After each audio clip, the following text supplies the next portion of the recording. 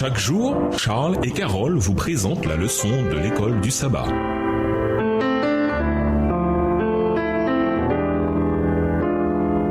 Bienvenue dans votre émission. Dieu nous parle. Nous voilà au mardi 31 janvier. Conditions, première partie.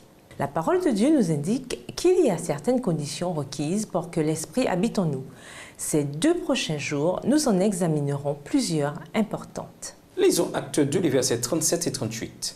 Quelle est la première condition pour recevoir le Saint-Esprit? Actes 2, les versets 37 à 38. Après avoir entendu ce discours, ils eurent le cœur vivement touché, et ils dirent à Pierre et aux autres apôtres: « Hommes frères, que ferons-nous » Pierre leur dit: « Repentez-vous et que chacun de vous soit baptisé au nom de Jésus-Christ pour le pardon de vos péchés, et vous recevrez le don du Saint-Esprit. » L'une des conditions pour recevoir le don du Saint-Esprit, c'est la repentance. Entendre la parole de Dieu éveille notre conscience et peut nous amener à comprendre que nous sommes pécheurs et que notre condition est désespérée. La véritable repentance, c'est plus que se sentir désolé des conséquences terribles de notre péché. C'est un changement complet de cœur et d'esprit, de sorte que nous voyons le péché pour ce qu'il est vraiment, quelque chose d'horrible, une rébellion contre Dieu. La seule manière d'expérimenter la véritable repentance, c'est d'être touché par l'amour de Dieu. Où méprises-tu les richesses de sa bonté, de son support et de sa patience, sans reconnaître que la bonté de Dieu te pousse à la repentance? Romains 2, verset 4 dans la version Colombe. Lisons Galates 3, le verset 14 et Jacques 1, les versets 6 à 8. Pourquoi ne peut-on pas recevoir le Saint-Esprit sans faire confiance à la parole de Dieu? Galates 3, verset 15. Frères, je parle à la manière des hommes. Une disposition en bonne forme, bien que faite par un homme, n'est annulée par personne et personne n'y ajoute. Jacques 1, les versets 6 à 8. Mais qu'il la demande avec foi, sans douter, car celui qui doute est semblable au flot de la mer, agité par le vent et poussé de côté et d'autre. Qu'un tel homme ne s'imagine pas qu'il recevra quelque chose du Seigneur. C'est un homme irrésolu, inconstant dans toutes ses voies. Jésus a promis d'envoyer l'Esprit pour le représenter. Par la foi, nous recevons le don promis.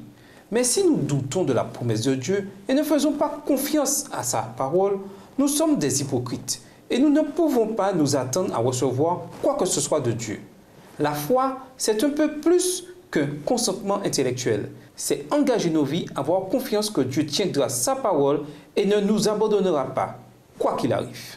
Lisons Luc 11, les versets 8 à 10 et 13. Pourquoi le fait d'intercéder avec persévérance fait-il une différence? Luc 11, versets 8, 9, 10 et 13. Je vous le dis, même s'il ne se levait pas pour les lui donner parce que c'est son ami, il se lèverait à cause de son importunité et lui donnerait tout ce dont il a besoin.